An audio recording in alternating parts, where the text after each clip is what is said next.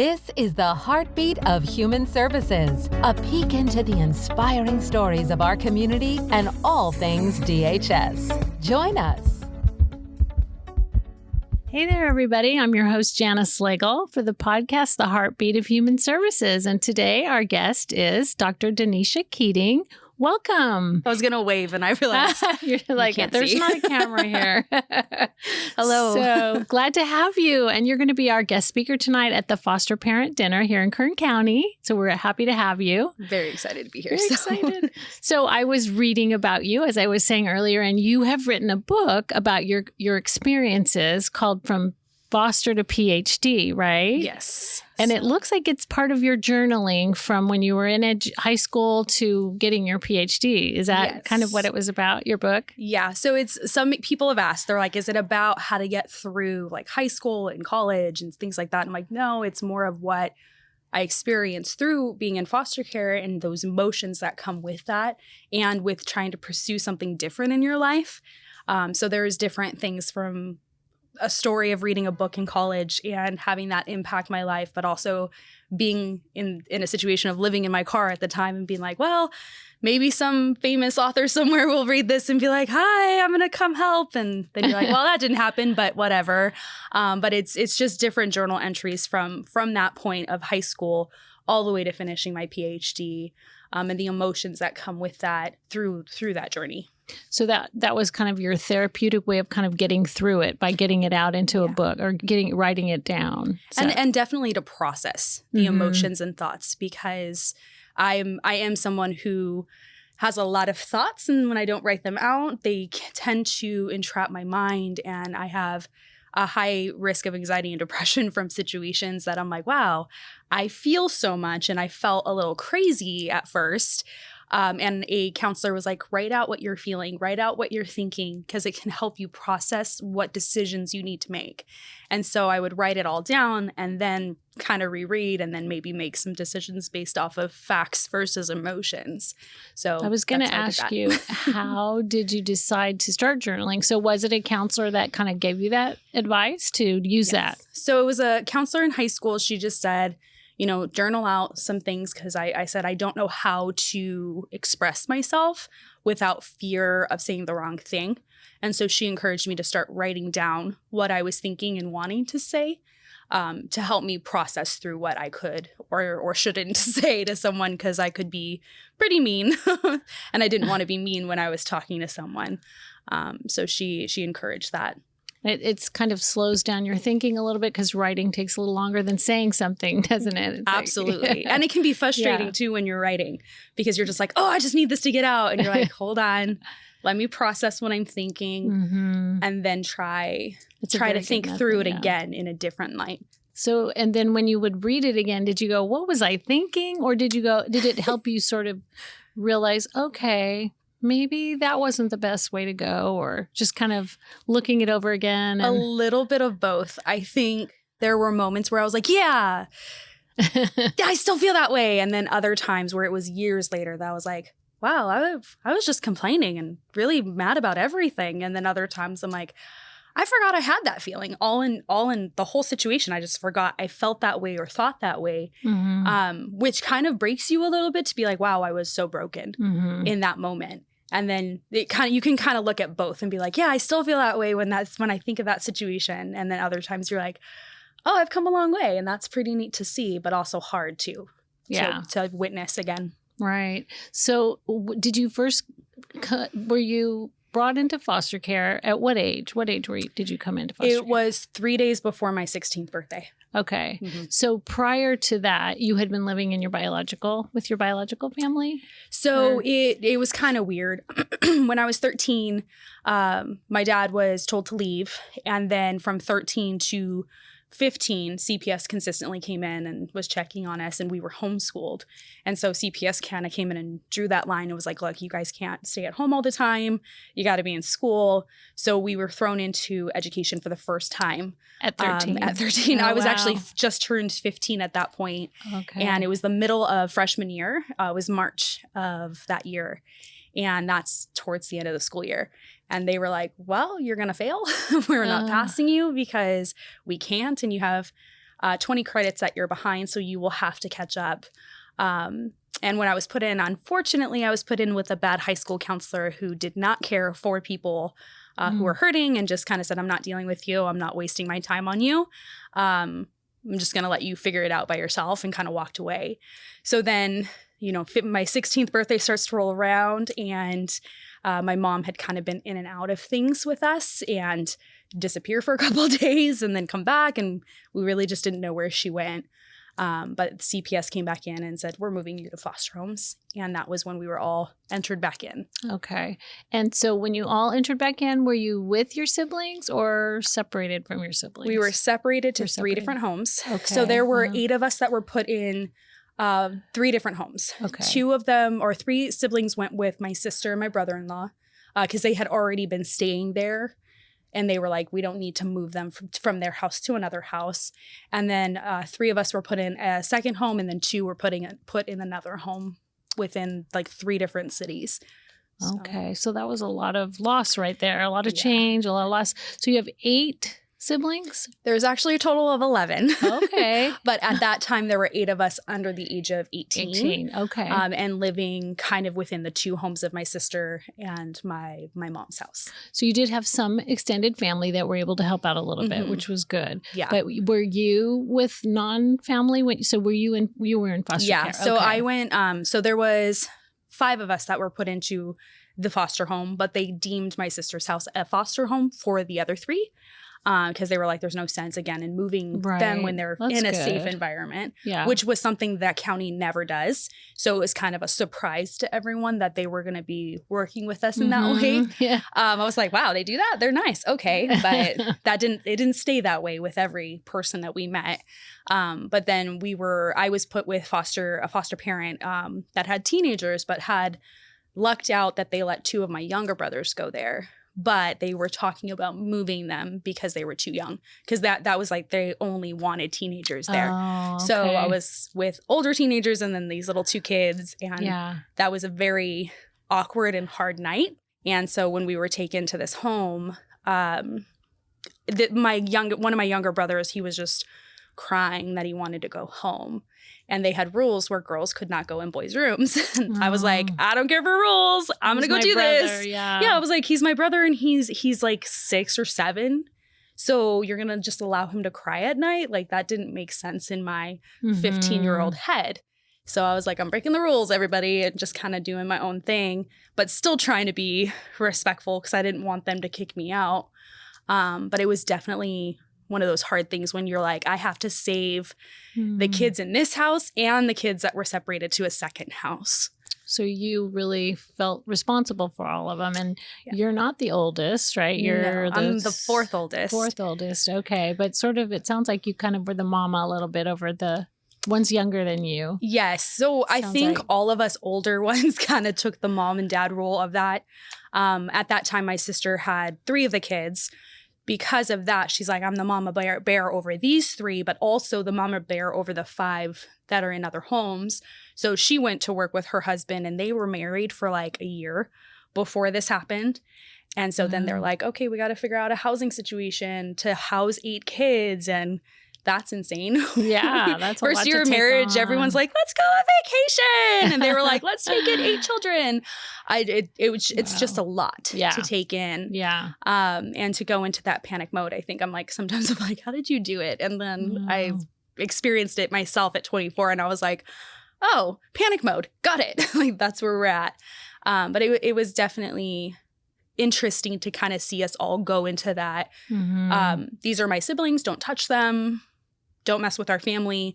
We had already been previously before that raising each other.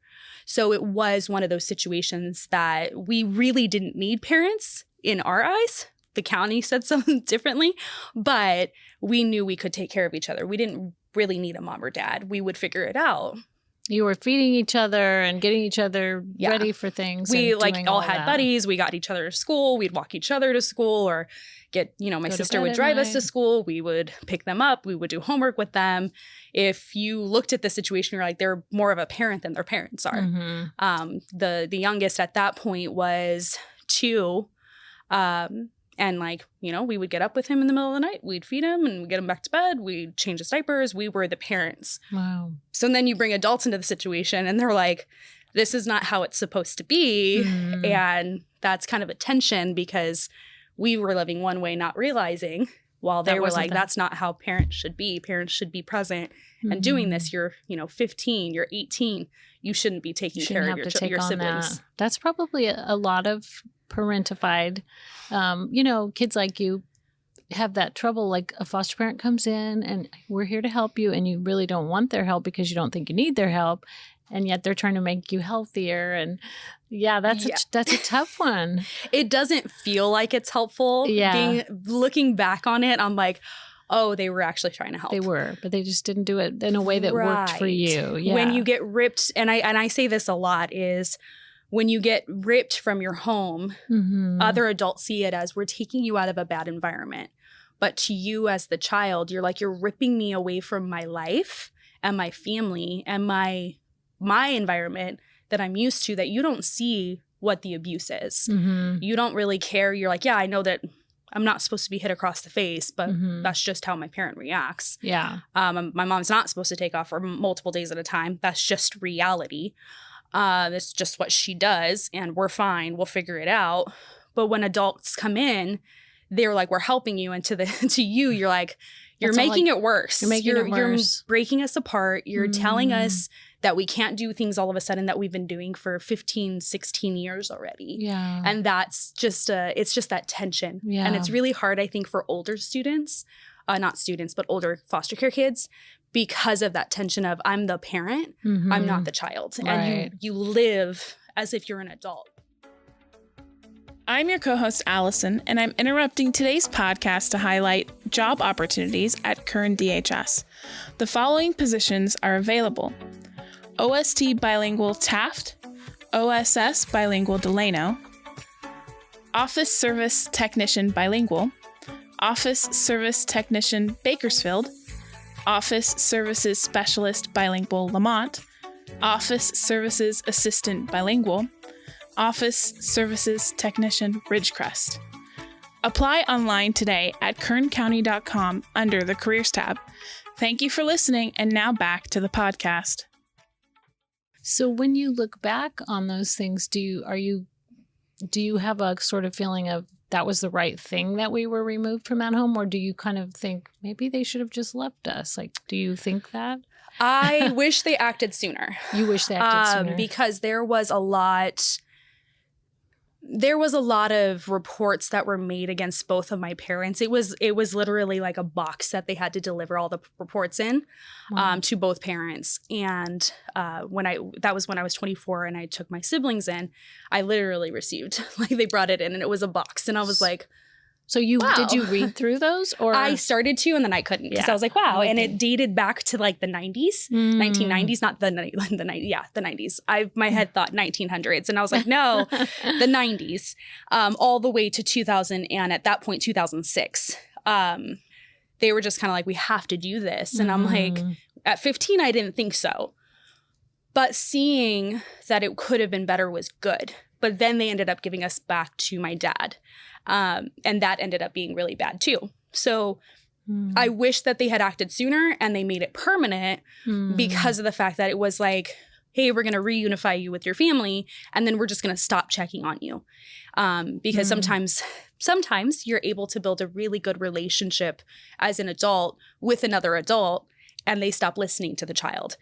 And I think that's kind of something I look at where I'm like, don't let the parent fool you if you are hearing the child say something totally different and it seems like something's going on. Yeah, that's good. So it's kind of hard. It's good advice for social workers to remember too. Yeah. To listen to the child, even though the parent's the stronger voice. And as a child, it's scary though to actually be honest with someone about what's going on, because you know things are going to change if you are, right? And I hate to say it, but parents do have this conversation before and after, where it's, if you say anything to screw this up, I'm going to get you.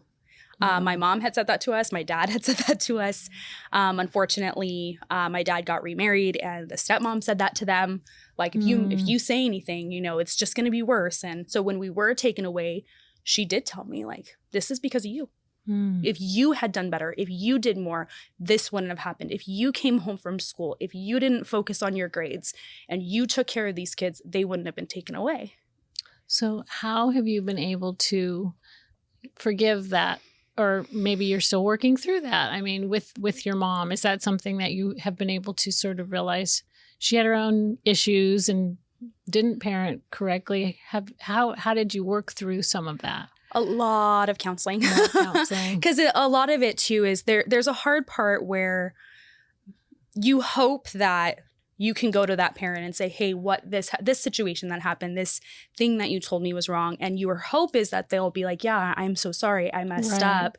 And then let's not do that again. That did not happen with my family. My family was shut up, stop talking about it. You are embarrassing us. Every kid that said something is you're destroying this family. So there was this emotional weight of like, this is your fault put on things. So going through counseling and saying, okay, was this my fault? Having to work through that for years because I blame myself from 19 to 23. Like if I didn't do more at 15, I could have saved the situation. And my counselor, like she paused and she goes, how old were you? And I was like, I was 15. And she's like, that's the point. You were not the adult. And I was like, but I was. She goes, no, you were not. And that is so profound to hear as a foster care kid. So you have to work through that first. Right. And believe it. Believe that it really You have to believe it. Yeah. And you also have to kind of understand you may never get that I'm sorry or I was wrong. And you have to let it go and move on or else it just eats at you. And there are times where I'm just like, oh, they could have been better.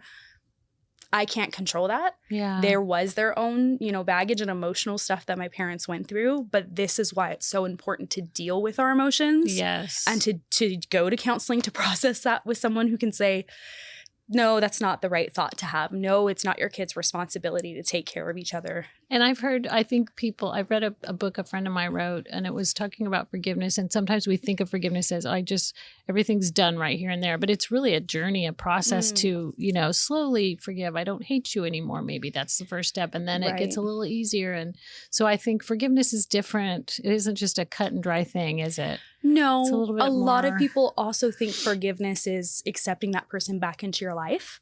And there are times where that relationship has to be cut off. Yes, absolutely. If I am in the same room as my parents, suddenly I'm 13 mentally again, and I'm fighting and I'm not able to speak. And I'm like, okay. And I'm like, I know the right answer, but I'm blaming myself again. And I'm like, that's not healthy. That's not healthy to revert back to 13-year-old me. Yeah. But also realizing like, I need to also get over that. If I'm in the same room as them, I don't need to go to their tactics of bullying and things like that. Like you have to be above reproach in those kind of situations.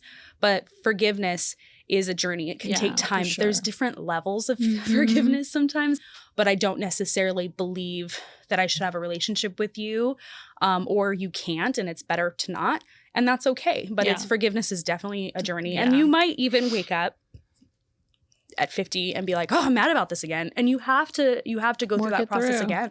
So, and having healthy boundaries is a big part of healing and all of that, isn't it? Learning who's safe and who isn't, who you can be yourself with and who you can't be.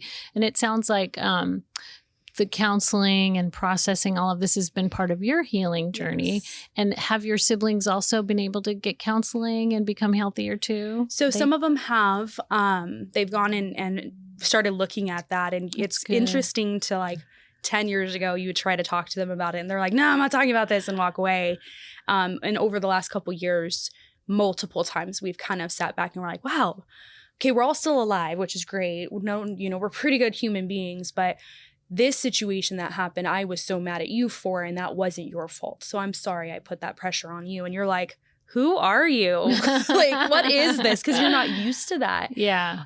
One of the hardest things, though, is sometimes you will heal first and you'll want to try to help others heal, or you're working through what you're grieving and you try to help others come alongside of you and they're not receptive to that conversation. And you have to realize, like, my healing journey does not involve a group. Our county talks a lot about the ACEs studies of ACEs and the childhood trauma and tries to bring healing in that way. But it's good to be aware that children in foster care have all faced trauma and they need help. So, But you're getting back to your book and how you used it as a therapeutic way to, express yourself and sort of process things that were going on. After you exited foster care, did you live on your own right away, or how did that journey go from getting out of foster care to being an independent person? That journey was really hard. That was probably a lot harder than being picked up into a van because of the fact that I turned 18 and my CPS worker basically said I was still in high school. And he's like, oh, by the way, like, you can't live with your sister anymore. She has kids under the age of 18. And I was like, oh, and they're like, they don't have an extra bedroom for you. In my county, you can't have someone over the age of 18 living with someone under the age of 18, even if they're siblings. Really? They consider it as an adult. And they're like, you can't have an adult in the same bedroom as a child. So they said, you got to go. I was like, what? So I moved back in with my dad for a little bit. Completely felt unsafe, felt emotionally like I was reverting back, and decided to move out on my own. Got my own apartment, and with like the year lease went up, and you can't afford an apartment when you don't have the right kind of income. And if you don't know how to manage money, you get your paycheck and you blow it on other things that's not rent. So it was a journey to find that. So that was before that California had that AB. Yeah. So they do have the opportunity some foster care kids can petition to go from 18 to 21 in the foster care system. But because the county actually had that rule where 18-year-olds couldn't be in the same room, I was kind of SOL anyway. I see. But they actually didn't tell me that rule existed already. So he just, like, my CPS worker's like, you got to go. Unfortunately, but that rule was around and I was told it wasn't an option for me. Wow. So I was like, wow, okay. So after getting my own apartment, I actually lived in my car for a full year. I would park outside of like a Starbucks or a Stater Brothers or a Vons. And I just was like, okay, it is what it is. And it was one of the most shameful moments of my life because you feel not just like a failure, but you feel like nobody cares. And there, a lot of people are like, well, Danisha, why didn't you go back home? Why didn't you go back to your dad's house? I tried. And he told me, I'm so sorry, but I don't help people who are not my children. And I was like, okay. Wow. Wow. So you really do see this sometimes in families where if you go against your parent after foster care, if you're not under the age of 18 and they're not trying to appease CPS, you no longer matter. Wow. And if you make them upset and you do something they don't want, they'll cut you out and you're just not their child anymore. And that is a reality for some foster care kids. And it happened to be my reality as well. So then from 19 to 24, I house hopped a lot. It's a hard time for kids that are even in so-called regular homes, but to be in your situation intensified it. And I just have to take a pause here to say, I'm proud of you. Because of how you've overcome. And I just want to take a moment to honor that because even talking about all of this, it's got to be challenging for you and just thinking about it. So I just want to say thank you for sharing all of this with us. And it's amazing what you've gone through. And it also gives us, or hopefully the listeners, more insight, I think, into what foster youth may go through. People probably see people living in a car and think things that aren't true about them. They don't understand what has happened to get them to that place. And I think it's hard to know what to do. Like, do you knock on the car door and go, can I help you? I don't, people just don't know what to do. Yeah. And so I don't know if something would have helped you at that point. I guess it would have been nice if you had an aunt or an uncle and they would have opened their door to you. But your journey really is resiliency, isn't it? Like you kept fighting through these things. Yeah. And there were, I think the hard part is I come from a really big family. Yeah. And you would expect someone to step up and step in. And I don't think people knew how because of who my dad was. My dad, I'm not gonna, you can Google and find out his name, but whatever. Like people are like, I can find out. I'm like, yeah, I know. Some people are really good at tech savvy stuff. But he was a part of a community that actually fought against sexual abusers.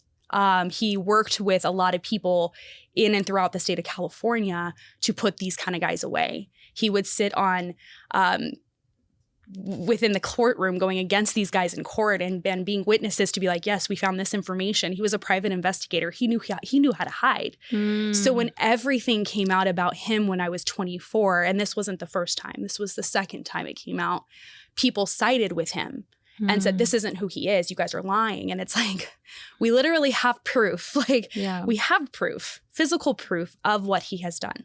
And you're going to say he's a liar. And I think people tend to get shocked by the information that they hear when they think they know someone, that they just go, I don't want to get involved now. Yeah. Because what it has to do with is them facing things that they didn't do or could have done, or maybe they heard something that they didn't listen to. And I think, so what has it been? 8 years. I'm just now hearing some people who I grew up with that were like, my parents knew something and they didn't know what to do because they were like, well, he doesn't come across like that. Your mom doesn't come across like that. If I had known, and the kids are always like, I would have done something. I'm like, you were 13. What were you supposed to do at 13? And they're like, no, you're right. And I'm like, it's not your fault. Yeah. And it's taken them years to process stuff where I've had multiple meetings. They're like little family meetings or friend meetings where they're like, can we grab coffee? And I just ask you a bunch of questions. And it's always coming back to, what could I have done? What were some of the things? What were some of the flags? I knew that, but I didn't do anything. Can you forgive me? And it's really, I think, hard for them because they've been processing it for so long that they really thought like, if I come to you and say something, like, it makes it even worse. Yeah. So is that the it depends case? On the person. It depends. I was going to say, because it makes you kind of dig through those emotions again, and you're probably like, I don't want to go back there. Thank you. I'm done with that. It depends on your question. I'll answer it. Yeah. Sometimes I'll say like, no, pass. But there are still people who stand by his side today and by my mom's side where they're just like, you need to love your parents and you need to move on from that and get over yourself. And I'm like, that's not the point. There were things that are still. Mostly everything that they found somehow was a lie.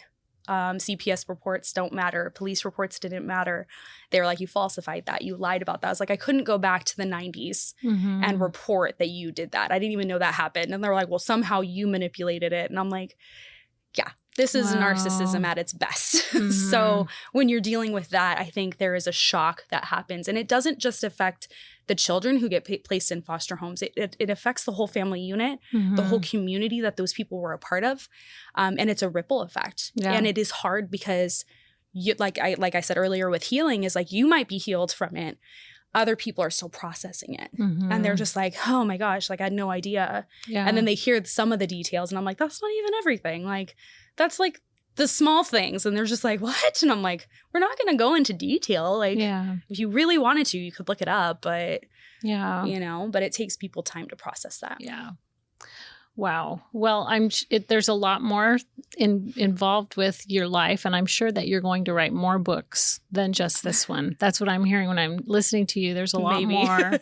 I think there's a lot more in there. And so your education in psychology, now you're using it to help students, right? And even organizations, I was reading, to how are you right now helping students to? Absolutely. Yeah. So one of the things that I created recently from Foster to Ph.D. is called Foster to Blank. There's a really big push for students to go to college. I think that's kind of been our society for the last 15 years of just like everyone needs college. Everyone's got to go. Yeah. No matter what you want, you can get, a Ph.D. for the little things. And I'm like, there are so many students who are just like, I want to do cosmetology. I want to do and go and be a mechanic. I want to go do welding in the sea. And people are like, no, you have to do the big thing. And some of these kids are just like, I don't want to. Right. It's not that they can't. Every person is capable of finishing a degree as long as you do what you got to do to get through the program. But from Foster to Blank really focuses on looking at what the student wants or the youth wants to be able to say, I want to do this decision today to have a better choice tomorrow. And so if it's going to counseling, if it's being a good parent to their children, it could be whatever they want to fill in. But this organization is creating scholarships for students or youth who might get their tire popped or their car breaks down. Most students who are not, or foster youth who are not students in college cannot get financial assistance unless they go through the county. And there's a lot of red tape. There's a lot of delays.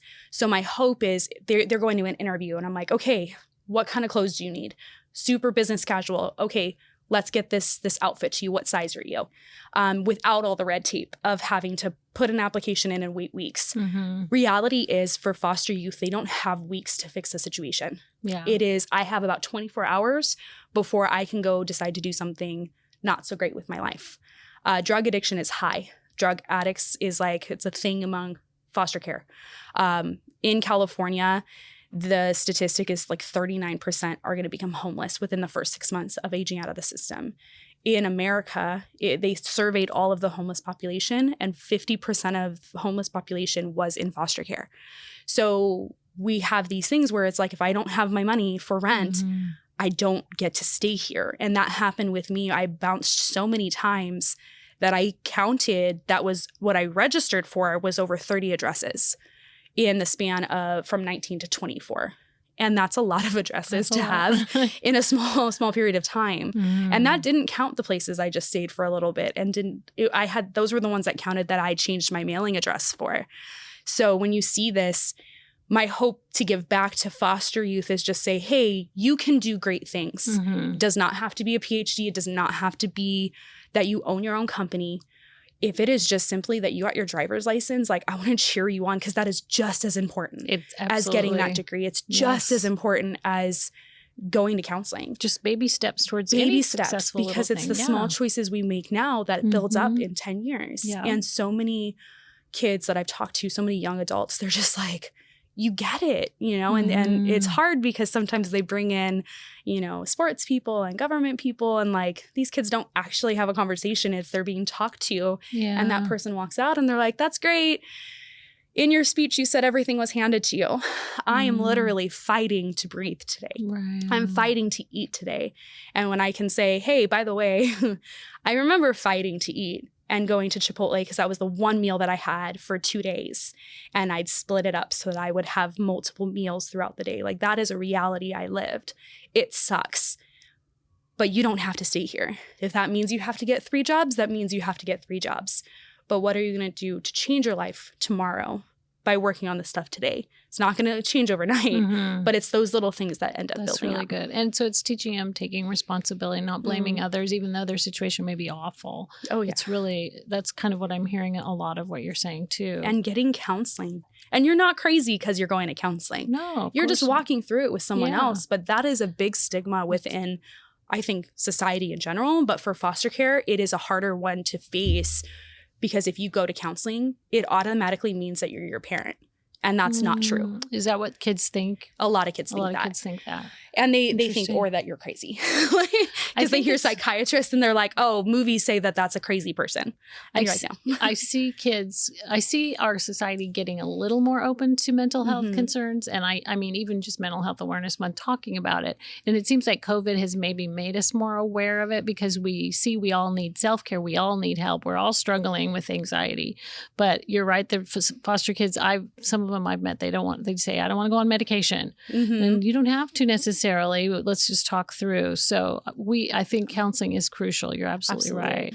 Well, it seems that you've been able to, we talk about relationships, and you have been able to have a long-term relationship. You're married, right? Yeah, So yes. how long have you been married? 4 years this June. She's looking I at had her to husband, think. trying to I make sure am. it's I'm like, am I right? Okay, so 4 most years. people would be like, oh, the man always gets it wrong. And I'm like, no, I am the one who always gets it wrong. You rely on him. That's why I have to ask him. Yes, I normally get it wrong. He's shaking his head no at me. Like, no, you get it. And I'm like, no, I have to count. And I'm not good at math. So that's why I usually ask him, because he's really good at math. And then I don't know if it's okay to share the other news you shared with us, that you are with child. Yes, I'm with child. Congratulations. Yeah, we're really excited. This is our second child. We lost Okay. our first, Oh, I'm but sorry. it's been really neat to see just her grow. But it's also, again, that's something that I look back and I'm like, oh, I'm going to be crazy, because that's how my mom acted, and that's how my aunt acted. And I'm like, oh no, again, when you Right. deal with your mental health issues or your traumas,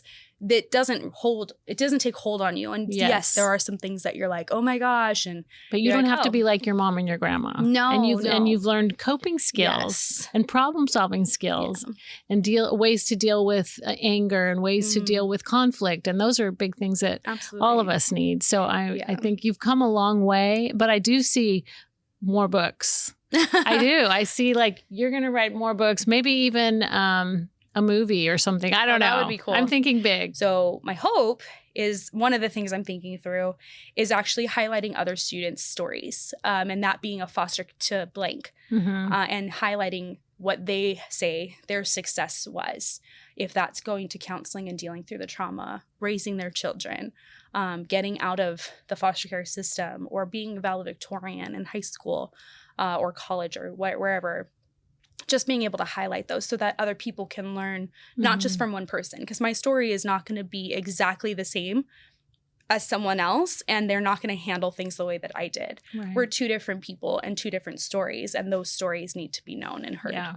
And it's foster to blink or blank? So blank, just like under like a line. You fill in the blank. You fill in the blank. Okay. And if you look at it on paper, it is a line underneath it, but they get to fill in their own blank. That's because everything that they do, that's even, again, getting a driver's license is such a big thing. Owning a home or getting an apartment, those are huge things to celebrate. Those are just as important as getting a degree or a car or getting married or whatever it might be. So you have a podcast of your own called Psych Dr. DK? Psych with Dr. DK. Psych with Dr. DK. If anyone wants to check that out on Spotify or anywhere you listen to podcasts. You can do Spotify, YouTube, Anchor, and look it up on, I think Google shows where it can be as well. And if anyone's interested in your book, I saw that it's on Amazon, right? Yes. And if it's not on Amazon, go to dkeducationconsulting.com and you'll find the book there as well. Okay. And the book is called From Foster to PhD. Well, I am so glad you came on our show today. Thank you. And I'm excited to be able to hear what you talk about tonight to our foster parents. I'm sure it'll be encouraging. And I'm excited to see what is ahead for you, because I know that you have a lot more to do. So thank you for what you're doing and for sharing just a little bit about your journey today with us. We appreciate you coming on. Thank you for having me. All right. We'll see you next time.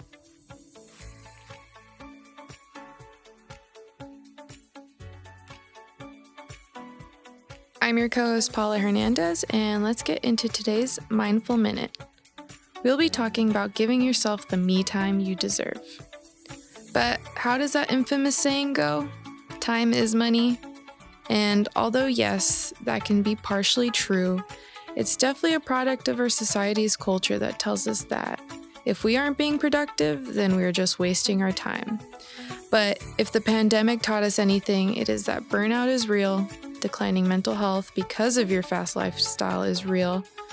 Not taking time for yourself has damaging effects to you. And so many people face this realization when they had no option but to stay home, explore new hobbies, spend time with their loved ones, or just binge watch Netflix. Even studies written by psychologists agree, saying, whether we believe it or not, our mind and our body are connected. And for our mind and body to function optimally, they need to be in sync. When they aren't, you may notice changes in both, such as stress and tension may manifest themselves in your body as aches and pains like stomach cramping, back or neck aches, or even migraines. And the same principle applies reversed, but regularly undertaking me time allows you to understand your body's message and take action accordingly. So get out there and do something you love, whether that's laying in bed with a bowl of popcorn and binge watching a whole series worth of Office. Again, until next time, this has been your Mindful Minute. Thank you for joining us for the Heartbeat of Human Services podcast today. We hope you'll join us next time.